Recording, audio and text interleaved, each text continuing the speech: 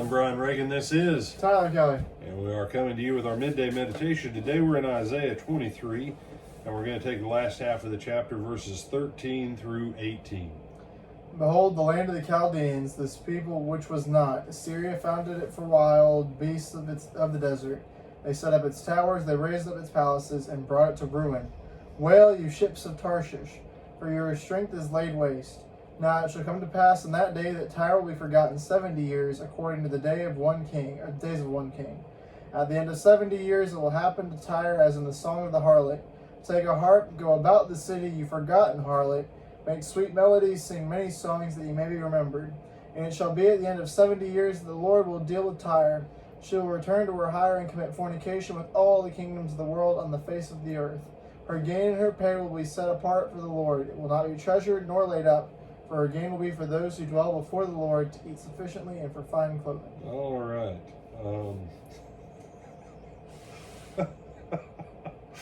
This one's just weird. So, just so we're clear, this is a biblical song. It's not one we are supposed to sing in the assembly. Take a harp, go about the city, you forgotten harlot, make sweet melody, sing many songs that you may be remembered, because this is the song of the harlot. I don't, I got no idea.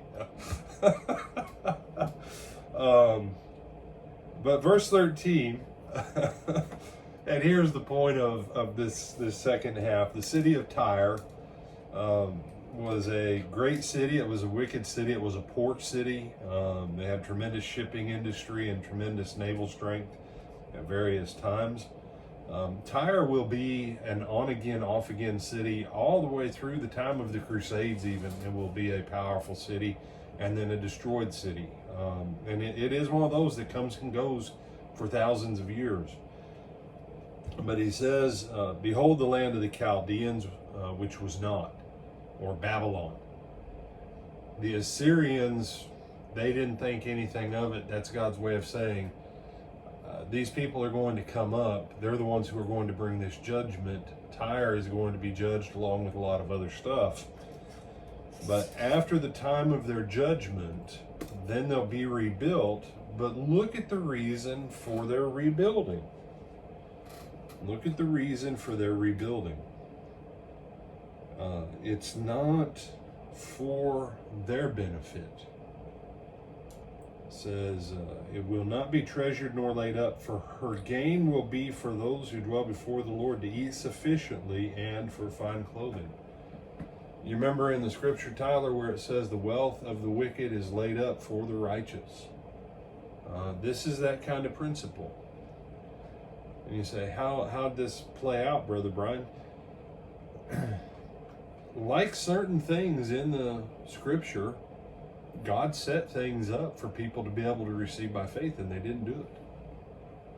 Ancient Israel, when they came back, well, at least Judah, when they came back from Babylonian captivity, and they settled in the regions of Galilee and Judea, because obviously Samaria was filled with Samaritans.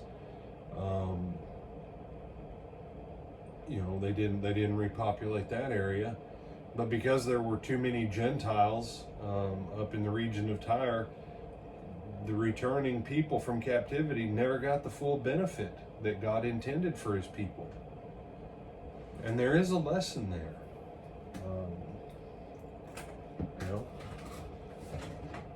Tyler, anytime you're in my office, if you need a pen, just ask.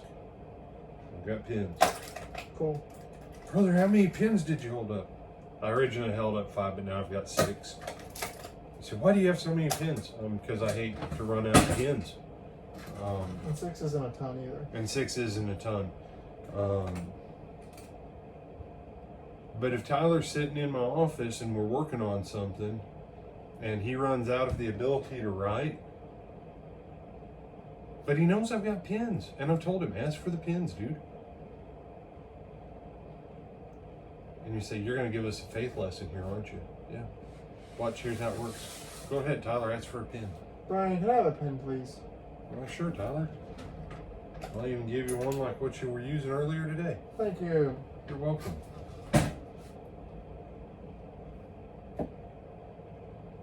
Or Tyler can sit there and keep acting like he's writing with a pen that has no ink. And then when he leaves, he can be, that stupid Brian, he wouldn't let me have a pen. Man, how's that my fault? I told him, dude, I got pens. If you need a pen, ask for a pen. I'll give you a pen. This promise of God, it wasn't because of God. God made every avenue for them to walk right in and take and be blessed with the wealth that the wicked people of Tyre had built up, and God would have transferred it to them. You say, I don't know about that, brother. You remember another time God did that? Tyler? It's one of the biggest ones in all of Scripture. Did what? Gave them the wealth of another people, I mean, and they took everything and they didn't actually do all the work to get it in the first place. God does it with the Israelites on a regular basis, especially when they first go in, then when Saul's king. Okay, go back to that Joshua, because God said through Moses, I'm going to put you in a land and you're going to inherit cities and wealth and that you didn't do any work for. Oddly enough, that's a picture of our salvation. What were they to do afterwards? That's when they do all the work to maintain it and make it even more abundant and fruitful. And God laid out for them, you can have this all again. They never took fullness of it. They never took the fullness of it. So make sure you don't sing the song of the harlot in your churches on Sunday.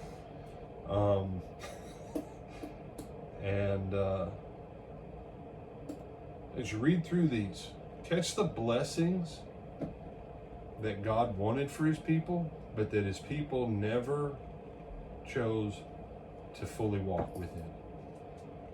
I'm Brian Reagan, this is Tyler Kelly. You have anything to add, brother? No, sir. All right, then give me back my pen. Thank you. It'll be here for you when you actually need it. Thank you. And we'll see y'all at 8 o'clock. 7 o'clock.